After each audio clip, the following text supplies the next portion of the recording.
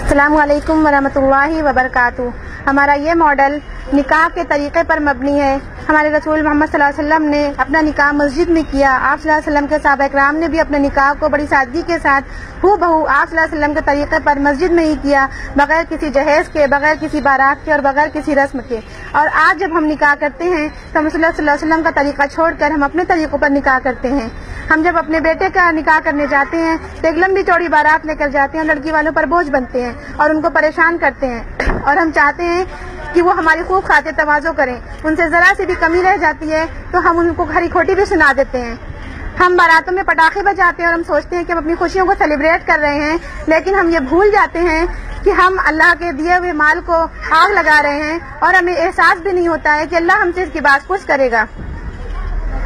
ہم نکاح کرنے یعنی سنت ادا کرنے جاتے ہیں تو ڈی جے کو ساتھ میں لے لیتے ہیں، یعنی میوزک کو ہم سنت کے ساتھ جوڑ دیتے ہیں، اور ہم سوچتے ہیں کہ ہم اپنی خوشیاں منا رہے ہیں، لیکن ہم یہ بھول جاتے ہیں کہ ہم حرام چیز کو سنت کے ساتھ جوڑنے کا گناہ بھی اپنے سر لے رہے ہیں اور ہمیں احساس ہی نہیں ہے۔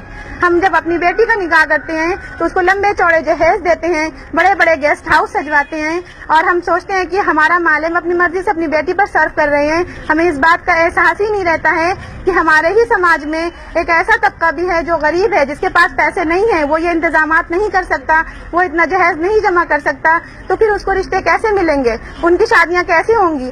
آخر کار انجام وہی ہوتا ہے، ان کو رشتے نہیں ملتے، ان کی بیٹیاں بہت دنوں تک بغیر نکاح کے بیٹھی رہ جاتی ہیں، حتیٰ کہ عمر بھر بیٹھی رہ جاتی ہیں۔ ان کے ماں باپ ڈپریشن کا شکار ہوتے ہیں۔ ان کے بھائی اور باپ جب یہ انتظام نہیں کر پاتے تو مجبور ہو کر حرام طریقے سے یعنی غلط طریقے سے پیسہ کمانا شروع کرتے ہیں، اور اس حرام کمائی سے اپنی بہن کا اور اپنی بیٹی کا نکاح کرتے ہیں۔ یعنی وہ کبھی چوری کرتے ہیں، کبھی ڈاکہ ڈالتے ہیں، کبھی رزا نہیں کرتے ہیں، اور کبھی کسی کا قتل بھی کر دیتے ہیں، اور اس حرام کمائی سے اس جرم کے پیسے سے سنت ادا کرتے ہیں یعنی نکاح کرتے ہیں۔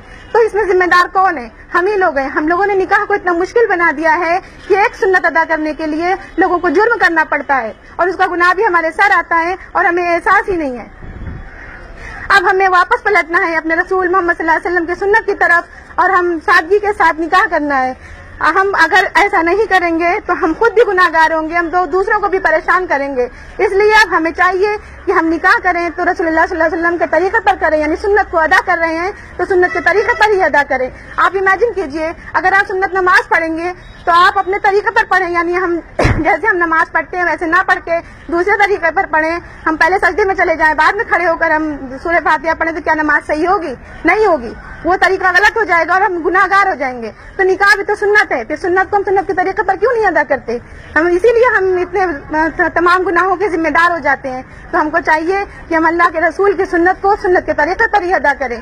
جزاکم اللہ خیرا، والسلام علیکم ورحمۃ اللہ وبرکاتہ۔